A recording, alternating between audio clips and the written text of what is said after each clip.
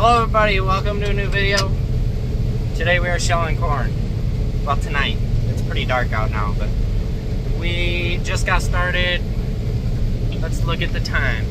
30 minutes ago is how long we've been running, but it's probably 45 minutes ago we got started.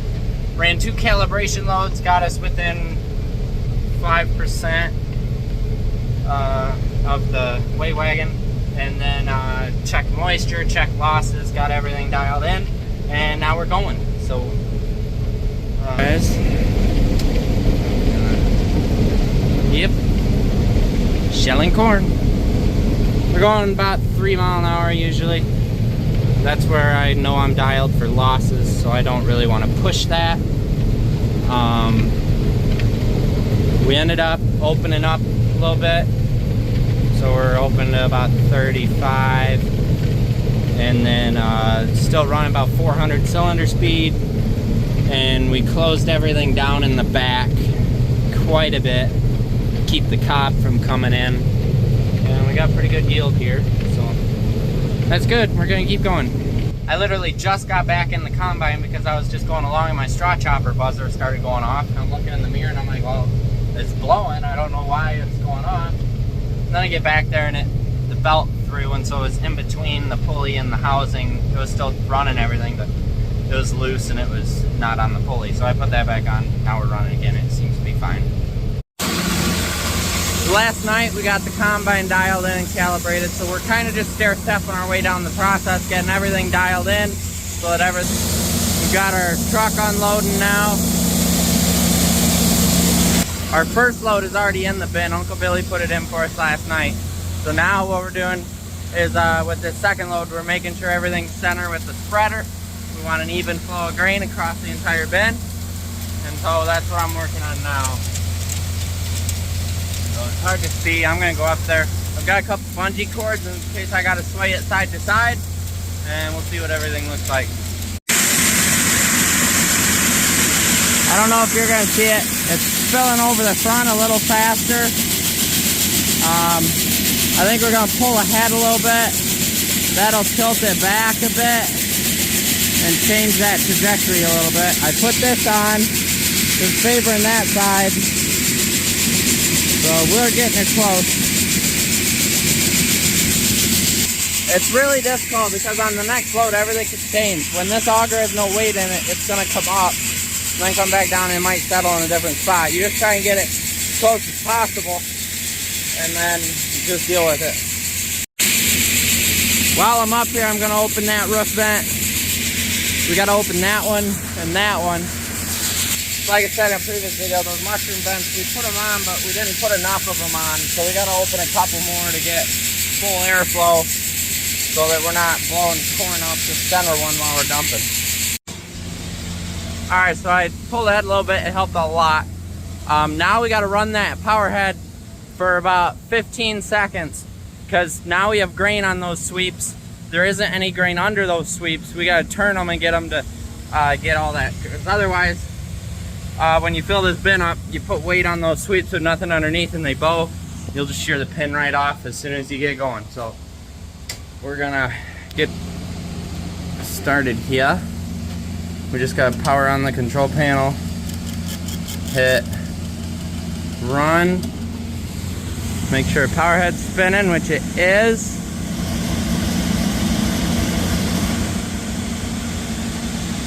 Let that go for a sec. Well, I should walk over here, listen, and see if we hear the spreader going.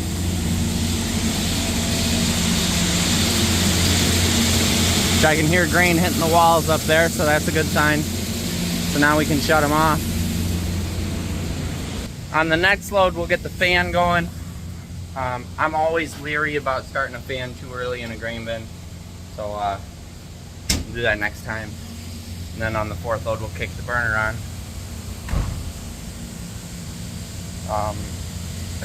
Typically, I leave that power head off until I'm around 70-degree grain temp, and then I'll kick it on to start automatically checking moisture, because I know it's 19.5 going in now, so there's no sense in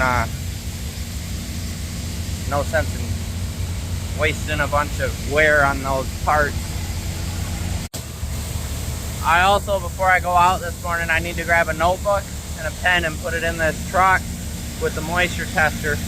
Because usually when I'm running truck, I test every single load, and I've got a spreadsheet that it all goes on. But since I'm not the one doing it right now, I need to have somebody, I'll wait for somebody else to log it.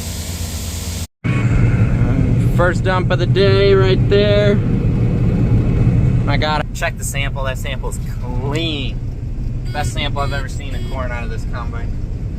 I hate wildlife. I hate deer. I hate coons.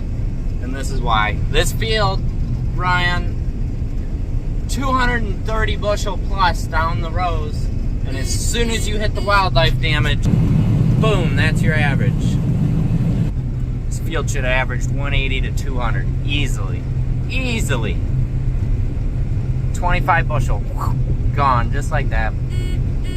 Every deer on the planet needs to keel over and die right now. But you hunters, there'd be nothing to shoot if it wasn't for the deer. You know, deer are invasive. Deer aren't native to southern Michigan. Most of you people probably don't even know that. They are not native here. They were brought here by the DNR.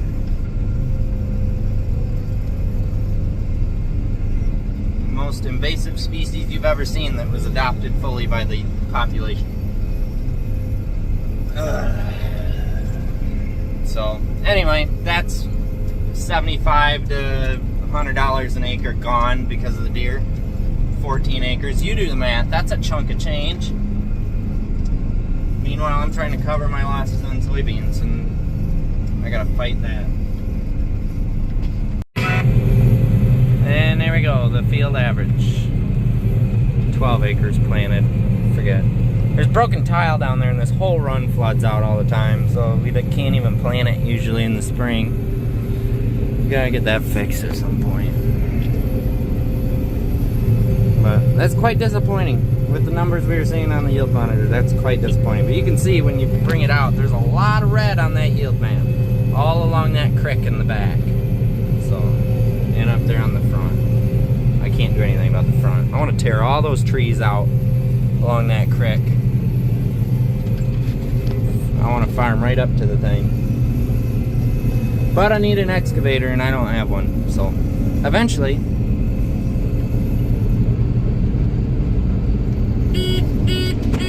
my mentality is land is too expensive. We tried buying some a couple weeks ago, or a couple months ago, and saw how that went. It was listed for $12,000 an acre, and banker and sat down. The banker was willing to work with us, and we were like, I don't think so. $80,000 a year payment. We're like, nah, we're good.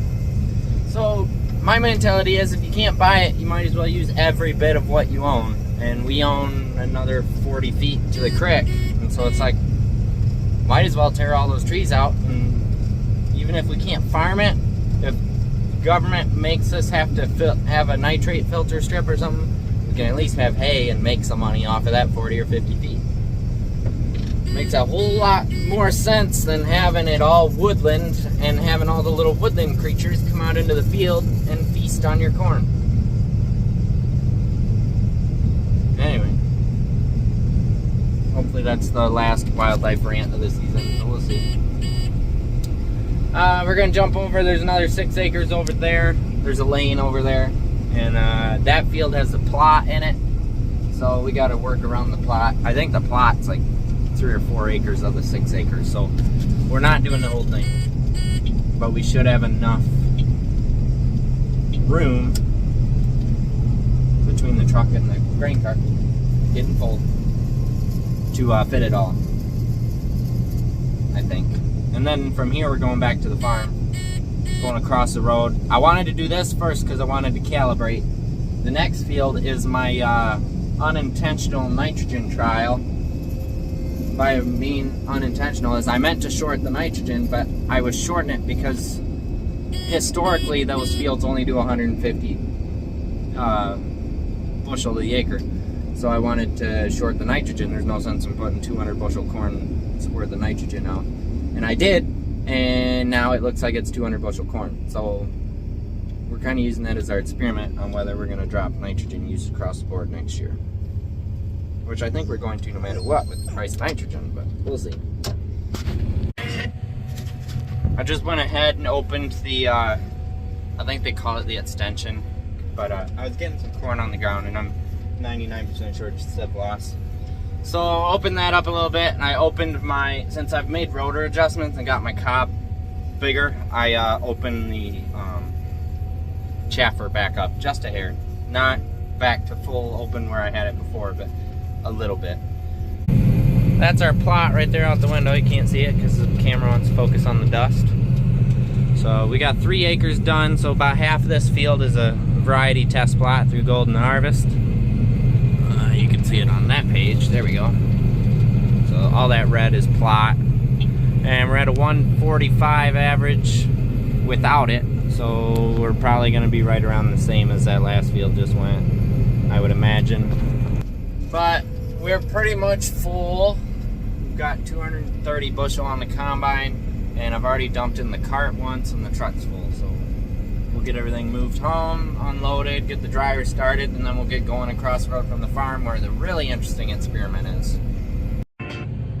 That right there so far is a 0.6 pound per bushel 0.6 pound per bushel nitrogen use efficiency, and we've done that.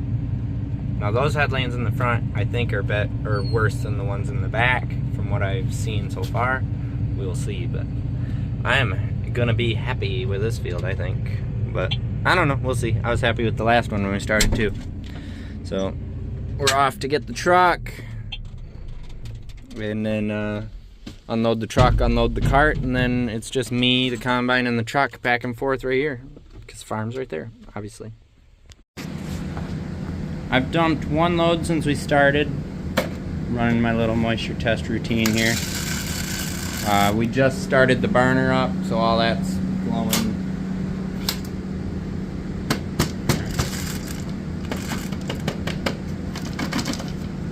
This thing sucks.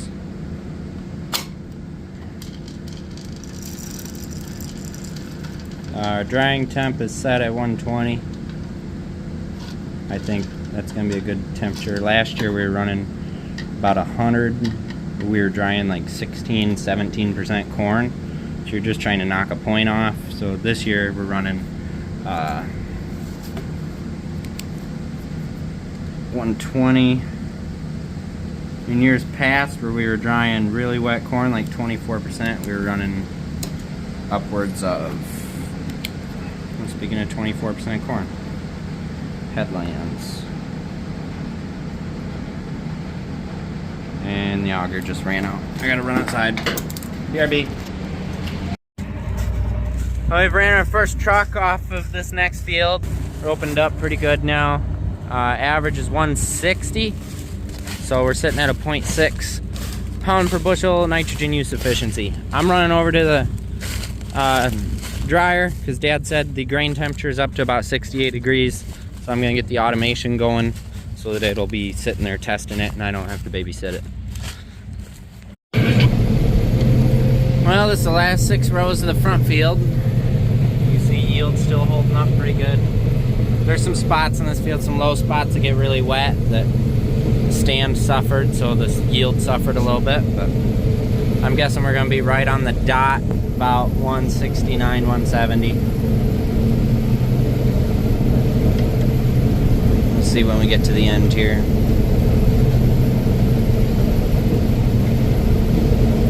The cart's full, truck's pretty much full. It's gonna take about 60, 70 bushel of this hopper to fill the truck the rest of the way. So I'm sitting just shy of 2,000 bushel off of this field. Let's see, the average is, there's a bushel off, 168. Oh, hang on, it's going up. It's still going up, 168.2. That's where it's gonna stay probably. 168.2 off of what was 150 bushel yield goal, as well as 100 pounds of nitrogen.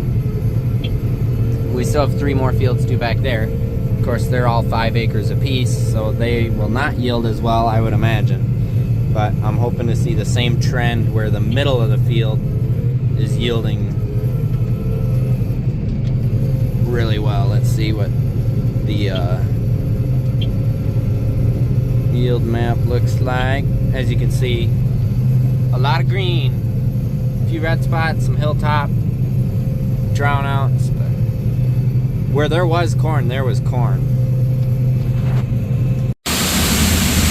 Alright, it just kicked on its automatic punch-in to transfer, so we're dumping into here.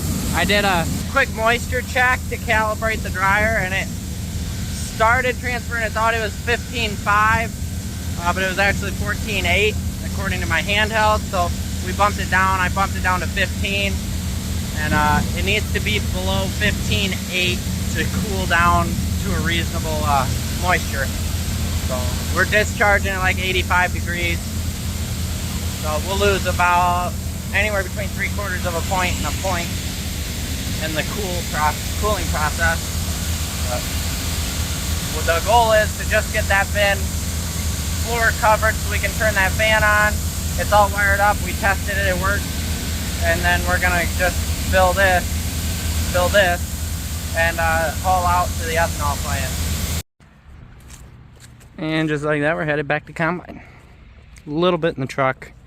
There's like 70 bushel in the combine we're gonna dump in there. So after we get that in there, 2 dumps exactly will fill it. Dad's done wiring, so he's gonna come run grain cart because it's gonna be a little bit of a haul now. We'll figure out how the whole trucking situation is gonna work. It might be a pause and unload everything and go back to it again thing, but I'm not sure. Oh, I remember what it was I was going to tell you. Ended up switching the dryer. We started with a 15.5 transfer moisture, and it got up to about 85-degree grain temp, and it wasn't there yet, so I bumped it up to 15.8, and then it transferred some, did a moisture cal. I think I told you guys that already.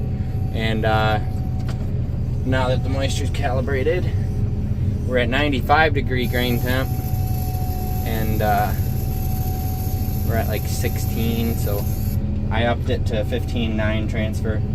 And a lot of you guys will be like confident, you should be 16.5 transfer.